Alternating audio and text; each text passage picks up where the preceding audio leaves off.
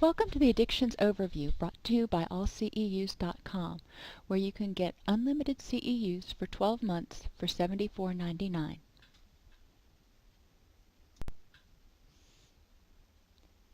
Addiction means any person, activity, or substance which continues to be used to escape from negative emotions, situations, or pain, despite causing problems in one or more areas of life.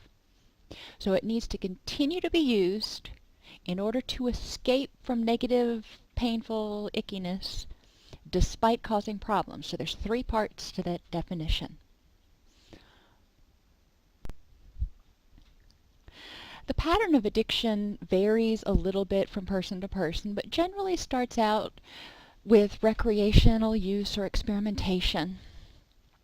It doesn't always progress right into abuse. People may experiment when they're teenagers and then later in life when they're 30-something have a crisis in their life that overwhelms their coping skills and they go back to using. But we start out with kind of trying something.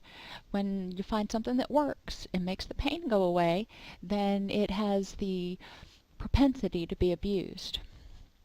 Substance abuse is defined as failure or to fulfill major obligations at work, at school, at home, or with your health. Using when physically hazardous, such as before you're going to drive a machine, before you're going to go and do something that would require you to have all of your wits about you. Recurrent legal problems as a result of your use or behaviors that result from your use. For example, if you tend to be an agitated drunk, you may not be getting in legal trouble because of your drinking. You get in legal trouble because of the bar fights you get in when you're drinking. And recurrent social or interpersonal problems. These are things like the family has asked you not to use and you continue to use. Some of your friends or your family have decided to sort of back off from you for right now until you can get your act together. Now, abuse is the beginning. Dependence moves on to somebody experiencing tolerance. That means needing more of the same substance to get the same high, or needing more substances to get the same high, such as using cocaine and amphetamines. Withdrawal is the physical or psychological, or both, experience of coming off of the substance. Generally, physical withdrawals we all know pretty well. You sometimes get the shakes, you don't feel well, you can have diarrhea, sweats. There's a whole conglomeration of different side effects that you will experience during physical withdrawal. During psychological withdrawal, you tend to get a little bit more agitated, snippy. Things may bother you more. Depressed, any of those things that when you're using, you're trying to escape from. The depression, the anxiety, the anger, the stress. It's also probably very difficult to concentrate during withdrawal. Dependence is also characterized by using large amounts over a long period of time. So you're increasing your amounts that you're using over a long period of time. You display unsuccessful efforts to cut down. The time spent in getting the substance, recovering from the substance, or thinking about how to get the substance or using it takes up so much of your time that you start neglecting social, work, or recreational activities. And you continue to use in dependence. You continue to use despite adverse consequences. So if you're getting in jail, if you're losing your job, if you're losing your wife, you're losing your house, you're in ill health, your liver's shutting down, whatever, but you continue to use, it's kind of a sign of a problem, because a person in their rational mind is not going to keep basically beating their head into a wall.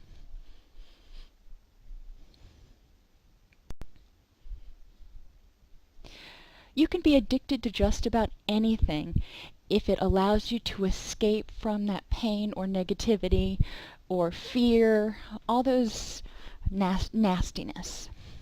Illicit drugs, cocaine, heroin, marijuana, alcohol, prescription drugs. Yes, even if a doctor prescribes it, you can misuse it, and you can become addicted to prescription drugs. Behavioral addictions include gambling, sex, or binging, purging, starving, food addiction, shopping, and just generally creating chaos. Some people escape from their own misery by creating so much chaos around them that they can focus on everybody else's stuff and not have to focus on their own. Interpersonal addictions can be addictions to relationships. A lot of times this is when someone fears being on their own, whether they started the relationship that way or not. Now they may become isolated. They may fear having to make decisions on their own. They may question their own judgment and their own ability. This is often the result of a domestically violent relationship in which the partner has gradually eroded the person's self-esteem.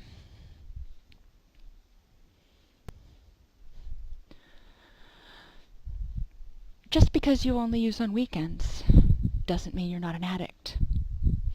Use can be continuous, day in, day out, morning, noon, and night, but it can also be binges. You can be clean for 2 weeks, and then you can binge for 4 days. Or it can be a binge in response to overwhelming events or anniversaries of traumas in the past. Again, the criteria is not whether you're using continuously, but it's whether you're continuing to use despite negative consequences in one or more areas of life. People also show an increasing response in tolerance. This has long been referred to as using gateway drugs. People start out with alcohol or marijuana, and then as that loses its effectiveness, they progress to harder drugs like cocaine and heroin. And substitute addictions. Just because you're not drinking alcohol or just because you're not using cocaine doesn't necessarily mean that you're sober. That means you're clean of that one drug. You can substitute addictions. Many people, when they're in treatment, they can't have their drugs, but they put on a lot of weight because when they get upset, what do? They eat comfort foods. They start jonesing for the donuts and the other foods that they can get. They want to eat because when they're eating, they can focus on the food and not on their pain. Other people will substitute addictions they may not use, but they may, when they get upset, go out shopping and spend hundreds of dollars. They may get into a one-night stand or maybe at best a relationship that's unhealthy in order to focus on that instead of focusing on what really needs to be taken care of. It's important in recovery that we remind our consumers to be aware of any behavior or substance they are using when they start to get stressed out. They start craving to do X. We really need to make sure that they're willing to take a look at whether, for example, food, they're eating because they're hungry or they're eating as a means of escape.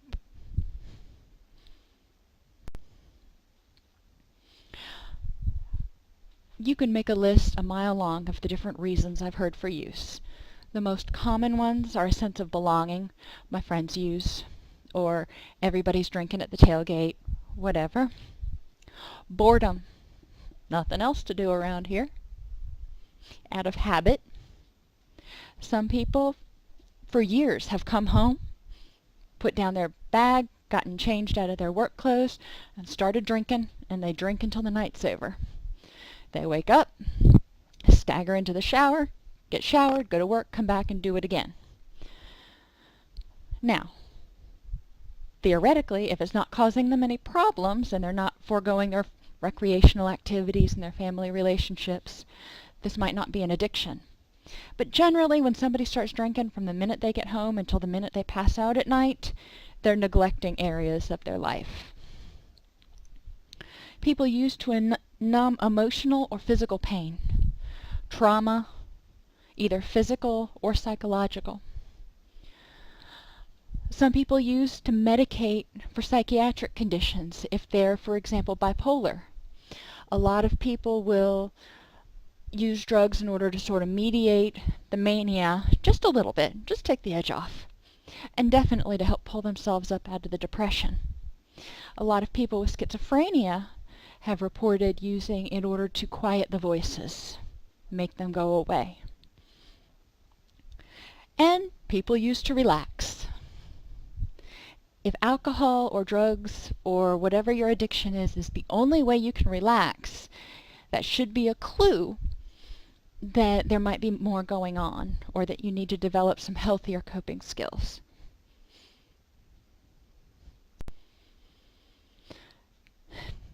This is called the Gellenic curve, and it describes the progression from occasional relief drinking all the way down to your bottom and back up into recovery. I encourage you to spend some time looking at this. Not each characteristic is applicable to each one of our consumers, but a lot of it will ring true with them. Not everybody has blackouts, for example, but a lot of people do. Not everybody neglects their food and their eating, but some people do. So use this. I have a poster of it in my office that people can look at while they're waiting for me to do some of my mundane paperwork. And it helps give them an idea of, oh, hey, maybe there is something to what I'm going through. Maybe other people have been here before. Maslow's hierarchy of needs. Maslow is a psychologist who a long time ago said that we need, first and foremost, to have a safe place to be. Secondly, we need to have our biological needs met. Before you can focus on self-esteem and all of those meta concepts, you have to have food, water, and shelter. That's just where it comes down to. If you take a sick, hungry person and try to put them in therapy to help them feel better about themselves, they ain't gonna care. That's not where their mind's at right now, because our minds, our brains are programmed to help us survive. So the first thing we need to do is attend to those wraparound services. Make sure that our consumer is in a safe place. Make sure that our consumers' children are in a safe place. Because mama bears don't focus on much if they're worried about their baby bears. Make sure that they have food, water, and shelter. If they're not getting enough to eat, not getting enough healthy food, we need to make a referral to a food pantry. We need to see what we can do to help them get their bellies full. It will help children learn. It will help your consumers, the grown-ups, hear what you have to say and apply it and recover. Once all those basics are taken care of, then we look at medical needs. If this person has a psychiatric disorder, they need to see a psychiatrist, and they're probably going to need to be on medicine. So we need to help them figure out how they're going to pay for that. There are a lot of voucher programs out there, rxassist.com, or you can just Google prescription voucher programs, or you can find out the name of the medicine the person needs to take, figure out what pharmaceutical company makes it, and go to that pharmaceutical company's website. Most pharmaceutical companies on their website have a form that the physician can fill out in order to help the person get their meds for free or for like $4 or $5 in order to make sure that they can be healthy, etc. This is true for psychotropic medications as well as physical medications. After you've gotten them assessed and medicated and everything, you're going to want to look at the medical assessment to rule out any other biological things that might be causing their symptoms. For example, depression causes a disturbance in appetite, causes constipation, causes a feeling of fatigue. But you know what else causes that? Hypothyroid. So make sure you go back and look over this with the person to identify any other causes or differentially diagnose whether their symptoms are caused by a psychiatric issue or by a physical issue.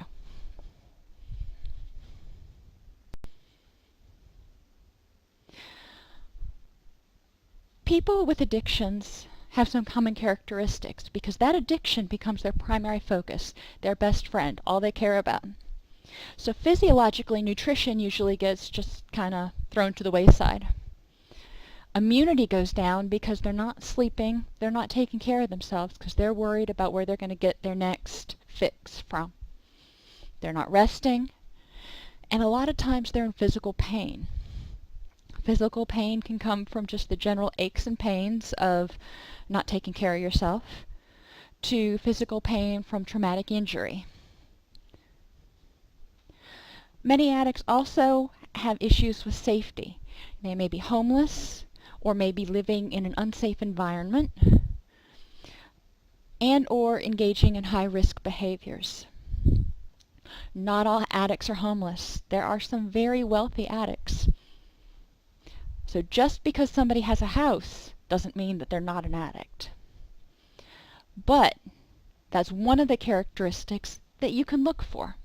Because eventually there's a good chance that the addiction will start to spiral out of control and they will start to lose some of their material possessions. Love and belonging. In the addict's world, most of their sober social supports have long written them off. So their one and only friend, their best friend, is their addiction. Most of the relationships that they do have are based on what can you do for me? What drugs can you get me? What favors can you get me? What can you do for me? They're isolated from caring support because the caring people have said, you know, that addiction, that behavior, that's bad for you. It's hurting you and I can't support you doing it.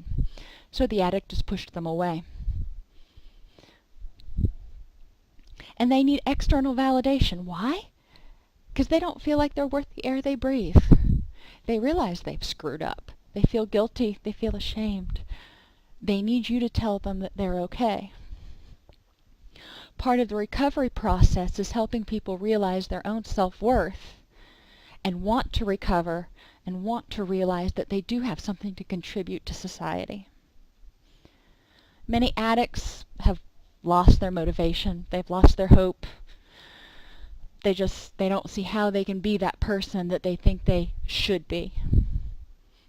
And a lot of addicts that come into residential have been using for so long that they've forgotten who they are. You ask them, what is it that you enjoy doing? I don't remember. Okay. When was the last time you did something fun where you weren't using? Can't remember that either.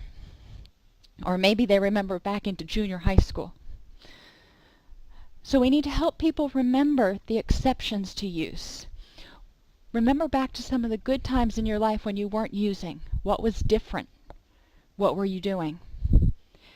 We want to increase those exceptions. Things that they were doing when they weren't using, get them to start doing some of those things again.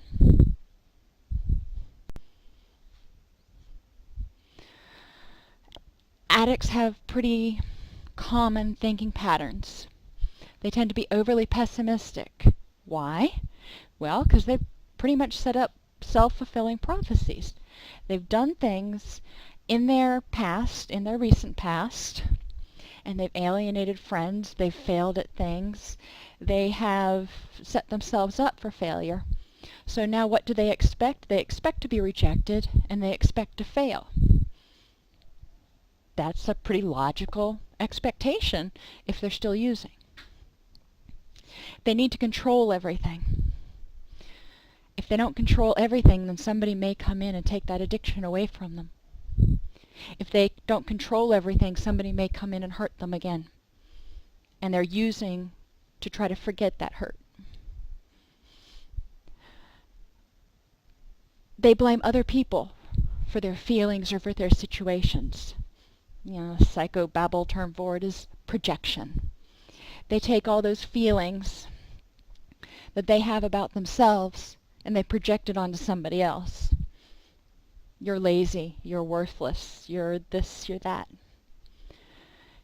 Addicts want immediate gratification. That's the wonderful thing about drugs.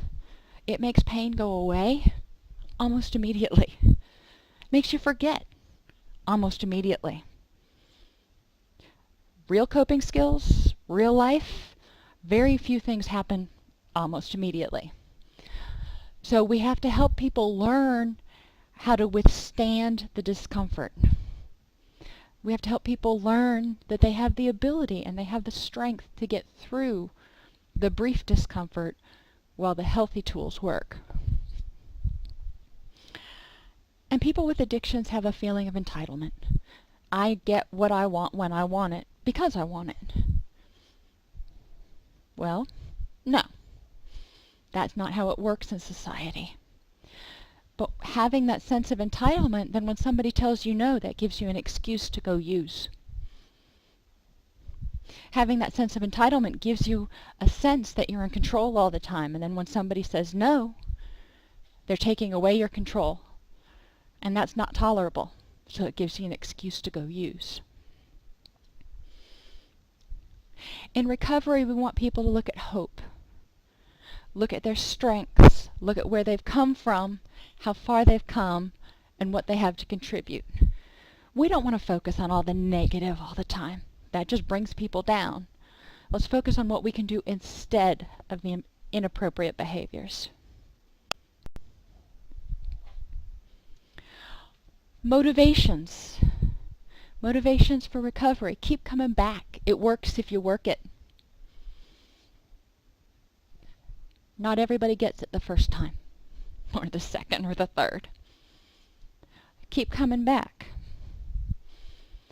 But just like anything else, you can know how to do something perfectly. But if you don't actually do it, you just sit there and read the instruction manual, nothing's going to change. You have to work it.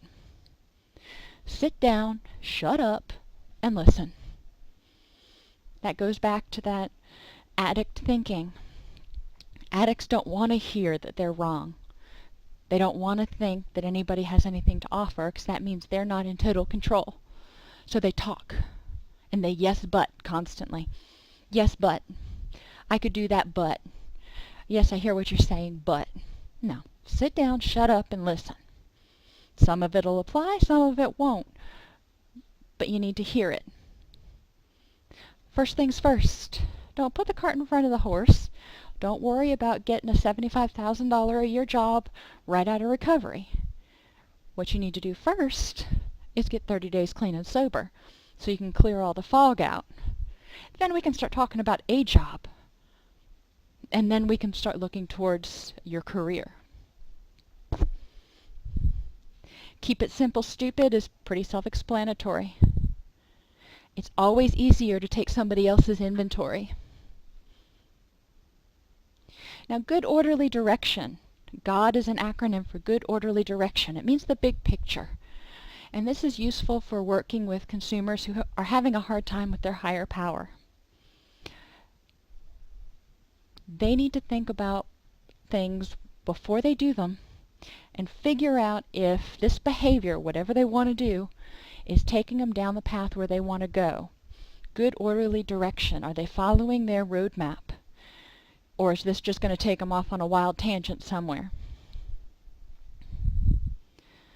Hungry, angry, lonely, and tired. These are all excuses for use. These are all things that you can prevent. Eat well. Let it go. Find a friend. Get some sleep. You have to give it away in order to keep it.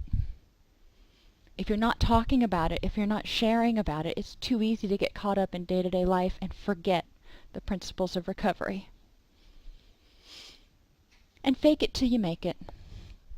I was talking with a staff member today, and we were talking about a client who says all the right things, but we just don't know if she really means it or if she's just saying it. And my point was, If she's saying it, she knows it. And if she knows it, then she has the ability to do it, to work it. So, right now, she's trying to put her best foot forward. Even if she doesn't sincerely mean it, let's let her fake it. Because before long, it's probably going to actually become a natural behavior. Fear means false expectations appearing real. Ego edges God out. You need to go to meetings when you want to, and go to meetings when you don't want to. We have to remember that addicts have a living problem, not a drinking problem. And happiness is not getting what you want, it's wanting what you have.